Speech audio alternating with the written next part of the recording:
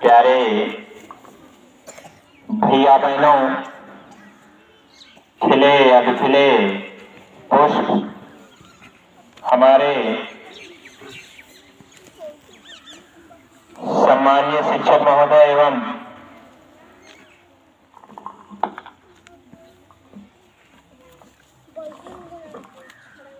Teachers and chief guest respected Ravish जी,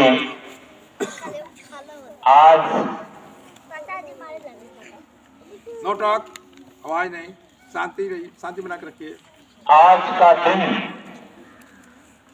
हमारे आपके लिए बहुत ही इम्पोर्टेंट महत्वपूर्ण दिन है,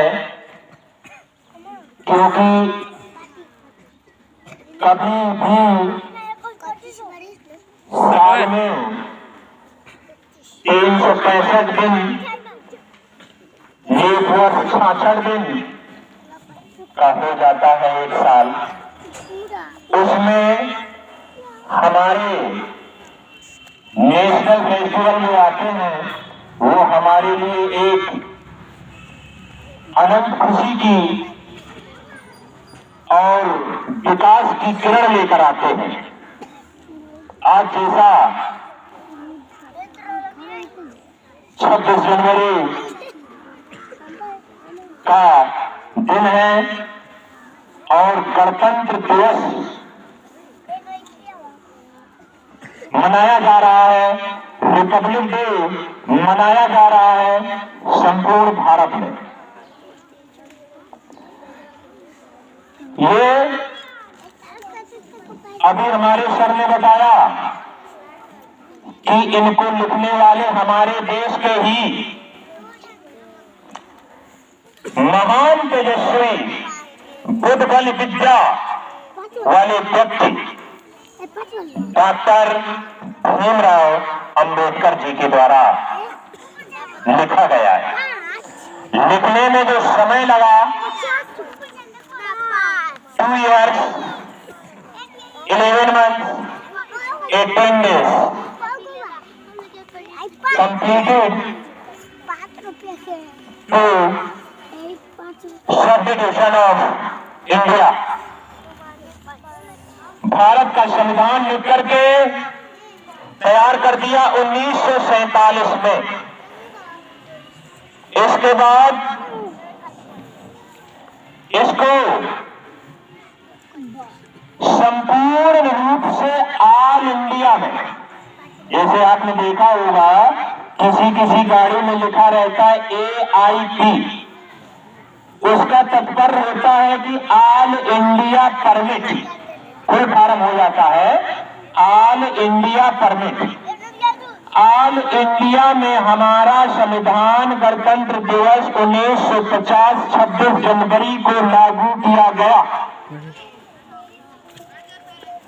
बैठो। प्रत्येक राज्य में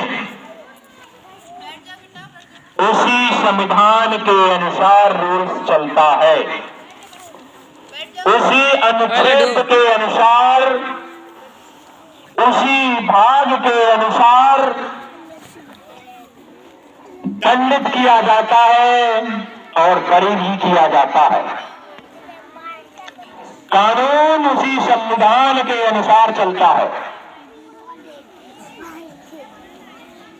तो हम आज बहुत ही खुशी से ये मना रहे हैं और तिरंगे के नीचे खड़े होकर के एक सलामी मारते हैं।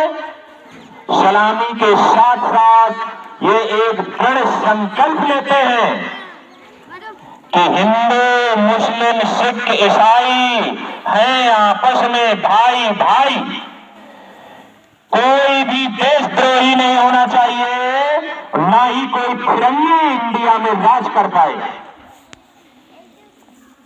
क्योंकि इससे पहले भारत में बहुत ढेर सारी समस्याएं थी। उन समस्याओं का सामना करके, आजादी करके, गणतंत्र मना करके हम आज एकदम आसमान की तरह, पक्षियों की तरह आजाद हैं और एक संविधान के अनुसार अपना कार्य करते हैं।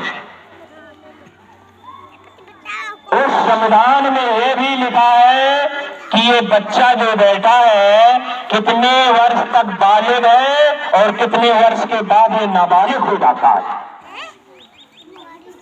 ये वही भीमराव अंबेडकर उस संविधान में लिख कर गए हैं, उसी के अनुसार दंडित किया जाता है, उसी के अनुसार बरी किया जाता है। कोई भी नियम अगर इंडिया में चल रहा है तो संविधान के अनुसार चल रहा है। और उस संविधान को रचने वाला व्यक्ति कौन था? जब सभागार में मीटिंग लगी, लाल बहादुर शास्त्री थे, राजेंद्र प्रसाद थे, पंडित जवाहरलाल नेहरू थे, हमारे राष्ट्रपिता महात्मा गांधी थे। चर्चा चल रही थी, मीटिंग चल रही थी। साइलेंट। Hello student. तब जाकर के डॉक्टर भीमराव अंबेडकर ने अपना सीना ठोका अपनी बल विद्या से कि हमें दीजिए ये जिम्मेदारी, और हम ये शपथ लेते हैं कि बहुत ही जल्दी इसको लिख करके तैयार करके आपके सभागार में पेश कर दिया जाएगा। इसीलिए आप सभी से कहा जाता है कि शिक्षक और सड़क एक समान होते हैं, जो स्वयं तो वहीं रहेंगे लेकिन आपको मंजिल तक पहुंचा देते हैं। सत्या कुमार, अगर आपके पास विद्या है, बुद्धि है, आप कहीं भी अपना तिरंगा फहरा सकते हैं, झंडा लहरा सकते हैं, कंपटीशन निकाल सकते हैं। जिस मनुष्य के पास विद्या नहीं है उसके पास विवेक नहीं है। वैसे भी कहा गया है, येषा न विद्या न तपो न दानम न ज्ञानम न शीलम न गुणम न धर्मम ते मुक्त लोके भूभार भूता मनुष्य रूपेण मृगाचर। मृगा रूपेण मनुष्य। बहुत पिटाई खाओगे बेटा। क्या कर रहे हो? इसको गाइड करिए। चाहिए जिसके अर्थात जिसके पास विद्या नहीं है, बुद्धि नहीं है, येषा न विद्या न तपो न दानम, तपस्या नहीं है, दान नहीं है, न ज्ञानम न शीलम न गुणम न धर्मम, न ज्ञान है न शीलता है, न गुण है न धर्म है। मृत लोके भूभार भूता, वो इस पृथ्वी पर मृत के समान, भूत के समान, पशु के समान, मृग के समान।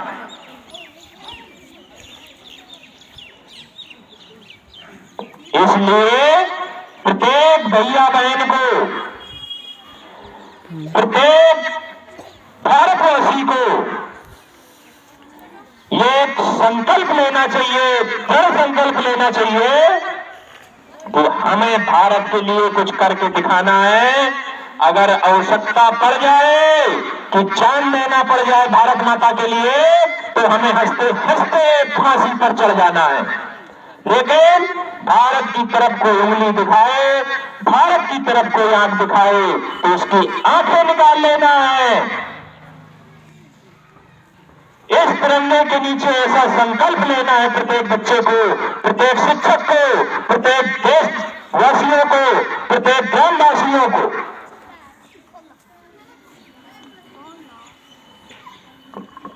इसलिए आप सभी को हमेशा ये संकल्प दिलाया जाता है, मार्गदर्शन दिया जाता है, कभी भी आपके अंदर एक राष्ट्र प्रेम रहना चाहिए, देश प्रेम रहना चाहिए, ध्वजा प्रेम रहना चाहिए, भाईचारा प्रेम रहना चाहिए। क्योंकि ये देश वीर जवानों का है। इस देश में वो नदियां बहती हैं जो किसी भी देश में यानी संपूर्ण विश्व में नहीं निकलती है। वो नदी, जो नदी भारत देश में बहती है, पवित्र करती है। विशेष समय को देखते हुए मैं अपने चीफ गेस्ट कमलेश कुमार जी को आग्रह करूंगा कि हमारे नन्हे मुन्ने भैया बहनों को जो भी देना चाहते हैं, आशीर्वाद से लेकर के, शब्दों से लेकर के, दुआओं से लेकर, धन दौलत से लेकर, इनाम से लेकर, गिफ्ट से लेकर संबोधित कर दें तो अति मान दया होगी, क्योंकि बहुत ही एक संयोग की बात है और शुभ दिन की बात है कि आप हमारे बीच उपस्थित हैं। हम बहुत ही खुश हैं।